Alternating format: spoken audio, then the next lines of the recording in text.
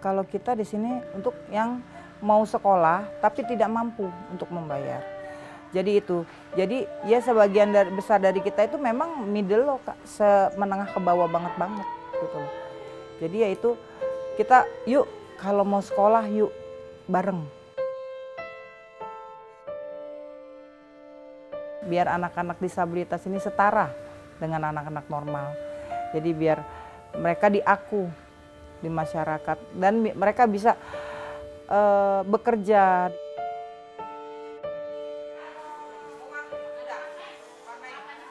Ini adalah sebuah sekolah, tak punya gedung megah, komputer, apalagi biaya mahal. Tapi coba tebak, murid-muridnya adalah anak-anak difabel, miskin dan sering dilupakan. Lalu kenapa mereka datang setiap hari sambil tersenyum?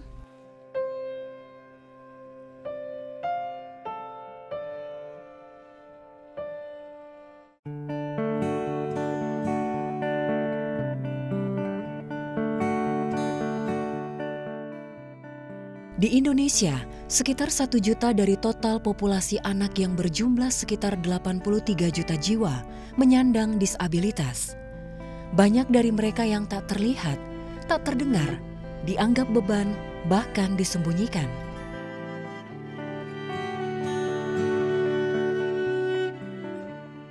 Namun bagi Herman yang juga memiliki anak berkebutuhan khusus, ia tak perlu sembunyi. Herman memilih berjalan, bukan menyerah.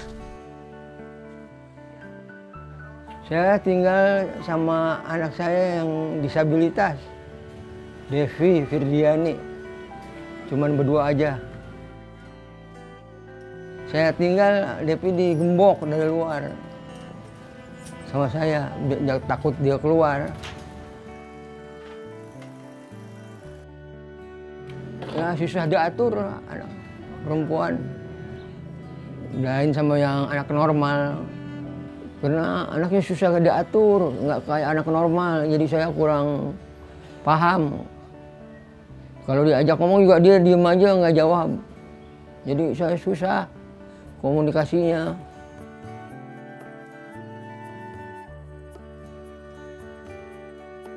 Kalau di rumah udah saya ajarin nyapu, ngepel, nyuci piring, masak-masak dikit-dikit. Ya cuman kalau nyuci piring juga nggak bersih, nyapu nggak bersih apa-apa. Ya tetap saya juga yang ngerjainnya.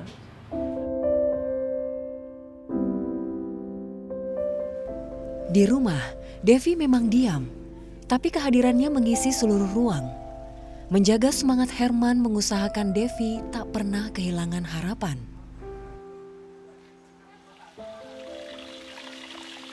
Ya sehari-hari saya dagang di sekolah kayak keripik, kentang. Karena kalau kentang tuh biar ada sisa, jadi nggak basi. Kalau yang lain harus ada penyimpanannya, harus ada kulkas, harus ada freezer. Di rumah keadaannya nggak ada TV, nggak ada kulkas, jadi seadanya ada keadaannya. Ya untungnya, tapi tadi jarak dagangnya nggak habis, jadi ada dapat uang, modal dapat 30.000, uangnya 11.000, sisanya sisa makanan. Buat besok dijual lagi bisa, kering jadi nggak ada masalah.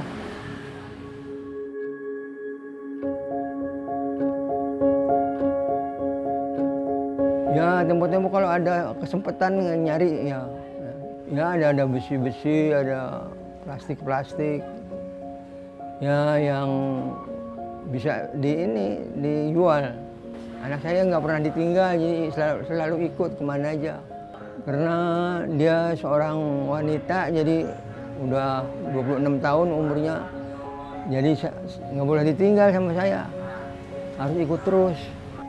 Aku situasi sekarang, ya keadaan namanya ada wanita lain sama yang anak lelaki, jadi harus perempuan harus dijaga benar-benar. Udah dewasa soalnya.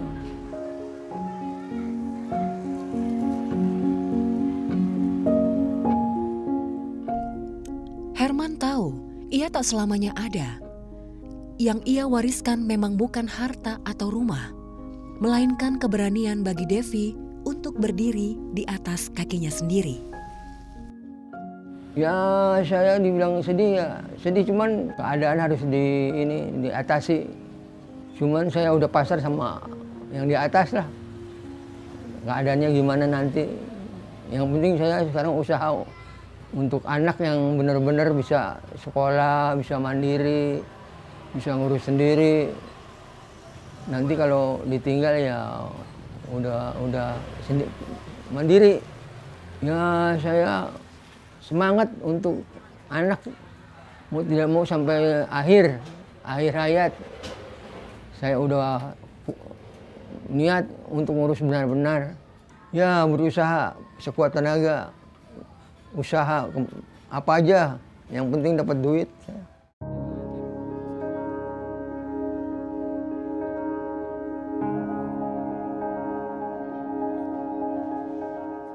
Saya ada tahu sekolah dari dinas sosial. Dinas sosial dulu saya tadinya. Informasi sana, terus dari dinas sosial ditujukan ke Permandani, sekolah alam, disabilitas. Saya selalu naik sepeda ke sekolah, nganterin sampai pulang. Masuk jam 11, pulang jam 1. Ya pernah rusak. Kenapa? Jadi naik angkot saya. Ya perhitungan saya 2 jaman kalau jalan kaki. Biar bisa istirahat.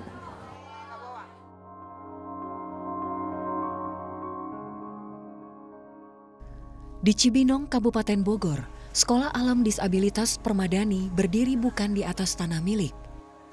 Bukan dengan gedung megah, tapi dengan keyakinan sederhana bahwa setiap anak berhak belajar tanpa syarat dan tanpa stigma.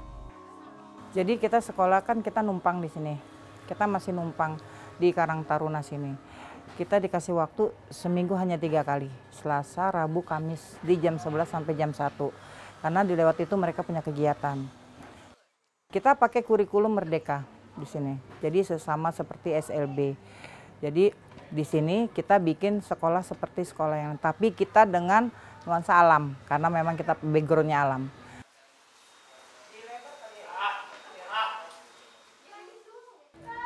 Kita tenaga pengajar di sini orang tua murid yang mempunyai visi misi yang sama dan tanpa digaji. Semua kita di sini free, volunteer semua.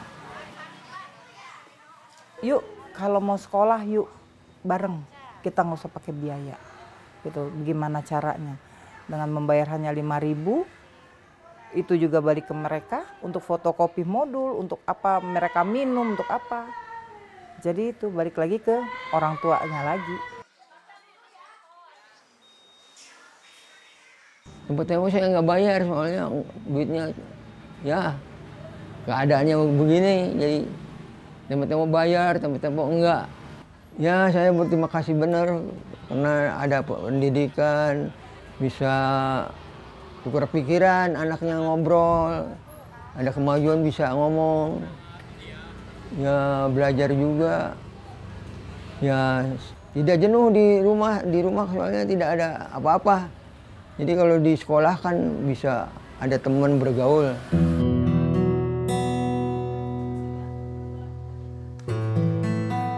Jadi itu kita semua serahin sama yang di atas ya, serahin semua sama Allah. Pokoknya kalau saya punya niat untuk anak-anak, ada aja Kak rezekinya. Ada rezekinya, itu yakin aja pasti ada. Karena niat kita memang untuk anak-anak. Saya dari awal itu buka ini, kita sudah, anak-anak kesini nggak bawa apa-apa, hanya bawa badan. Mereka nggak bawa tas, nggak bawa apa. Mereka di sini udah kita sediain, ada meja, ada buku belajar, ada krayon, ada apa semua. Jadi mereka benar-benar datang hanya untuk belajar. Tantangannya yaitu kadang-kadang kita masih kekurangan alat-alat sekolah ya.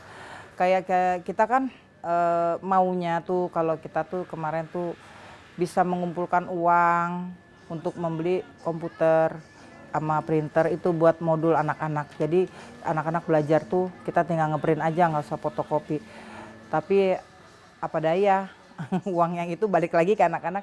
Jadi belum ada sih kita donatur. Jadi kita ya tantangannya situ, sekolah juga maksudnya masih numpang ya kan. Kita dikasih tempat buat nyimpan alat aja masih bocor, tinggal segitu.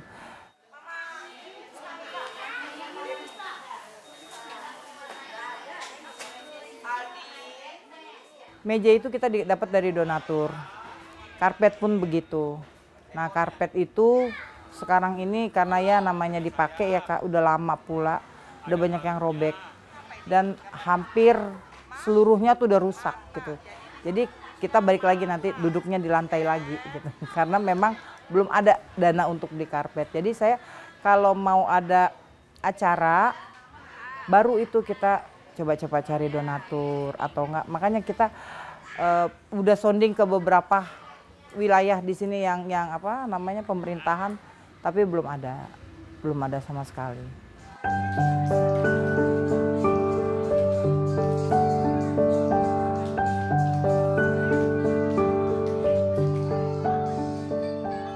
Karena di sekolah ini yang dibuka bukan hanya ruang kelas, tapi juga kepercayaan, ruang kemandirian, dan ruang bagi harapan tumbuh bersama kaki-kaki kecil yang dulu sering dianggap tak mampu melangkah.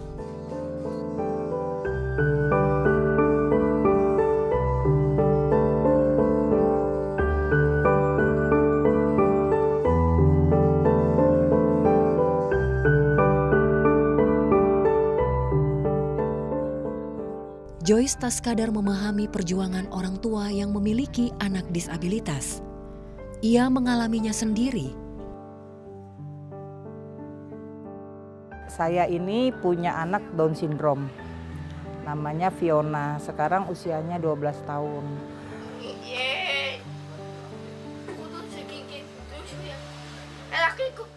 Anak saya itu sebenarnya 4, 3 laki-laki itu normal semua.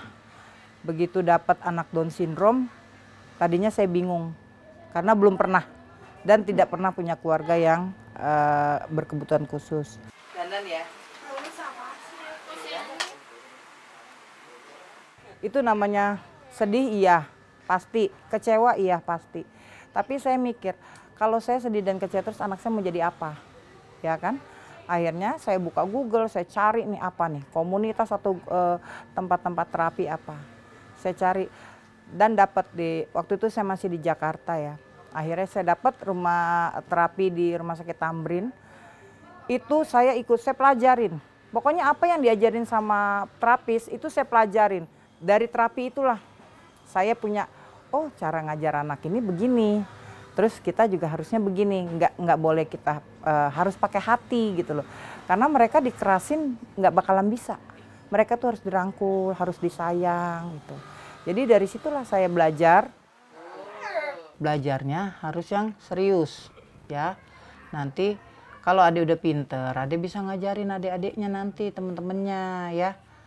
Ya kan? Adik cita-citanya mau jadi apa? Hah? Sakit. Oh, mau jadi dokter? Iya. Oh, buat ngobatin orang sakit ya? Tuh kan kalau mau jadi dokter harus pinter. Harus bisa nulis, harus bisa baca ya. Sekolahnya yang tinggi. Jadi ya itulah, punya anak spesial itu jangan malu, jangan diumpetin. Karena mereka juga punya hak yang sama seperti anak-anak yang lain. Mereka juga punya hak sekolah, mereka juga punya hak untuk bermain dengan yang lain gitu. Intinya orang tuanya yang harus ikhlas menerima anak-anak begitu.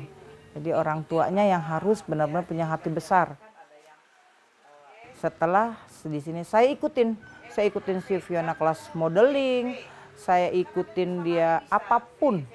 Sampai saya tuh jarang di rumah karena ikutin kegiatan Fiona. Les renang juga, olahraga juga, tapi dia lama-lama olahraga dia nggak mau, nih aku capek katanya. Ya udah, fashion show aja dia masih mau. Pokoknya ada kegiatan apapun saya ikutin. Karena saya mau anak saya tuh bisa ngeliat dunia luar. Apalagi kasih kostum yang mana?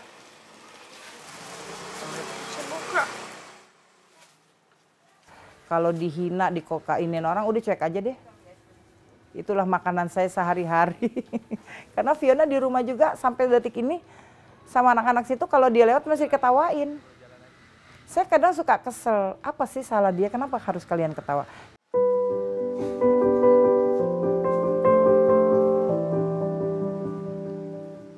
Diprakarsai oleh Dewi Ana yang memiliki pengalaman menjadi guru make up di sekolah luar biasa. Dena Manajemen adalah salah satu komunitas yang membuka ruang aman, ruang ekspresi. Kegiatan itu kami mulai adakan di tahun 2023. Itu awalnya pertama itu kita untuk pesertanya itu anak-anak difabel. Dari ada tunarungu, tunagrahita, Down syndrome dan lain-lain. Nah setelah itu next event berikutnya kita adakan untuk yang normal juga.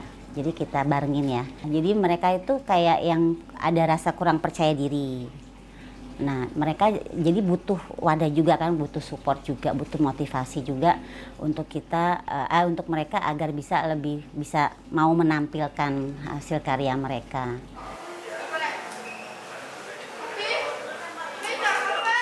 Jadi untuk modeling itu kan sebenarnya kita lebih ke bagaimana kita berjalan, bersikap, postur tubuh itu kan juga bagus ya untuk perkembangan anak-anak. Nah itu untuk anak difabelnya itu di kelas modeling. Kalau untuk mentor, untuk guru saya minta tolong ke teman-teman yang memang punya kredibilitas yang lebih ya, ada ijazahnya, mereka ada sertifikatnya. Jadi itu yang saya utamakan.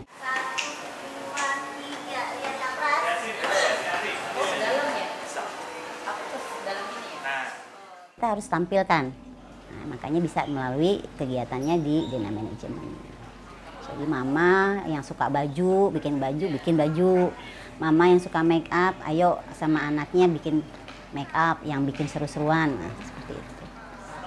Nah, jangan sampai kita dilihat dikasihanin, kita bukan dikasihanin, tapi kita ini adalah orang-orang yang bisa berkarya, bisa berkreatif, bisa menjadi dilihat orang itu jadi berarti ya.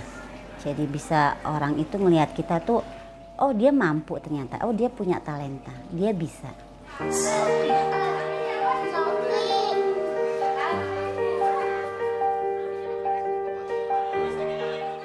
Ya biar jadi anak baik-baik,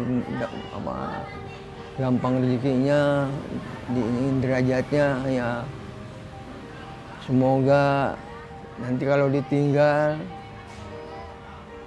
harus bisa sendiri ngurus apa-apanya. Nggak bisa dipisahkan, jadi satu sama hati saya. Jadi sampai akhir nanti ya saya urus. Tanggung jawab saya.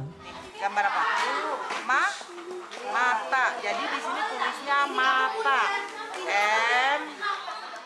Kalau saya pribadi, kalau saya memang harus dipanggil, saya minta dipanggil sama Fiona. Saya sedih jadinya.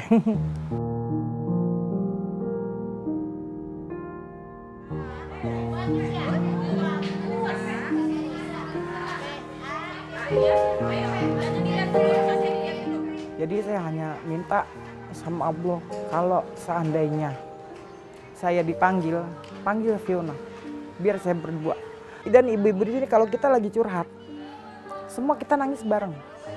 Selalu kita ngomong, iya saya juga mami. Saya selalu minta tiap dalam doa saya kalau seandainya saya dipanggil, panggil sama anak saya. Kita semua punya orang tua di sini tuh, semua pengen begitu. Atau kalaupun dipanggil, dia duluan deh, jangan kita dulu.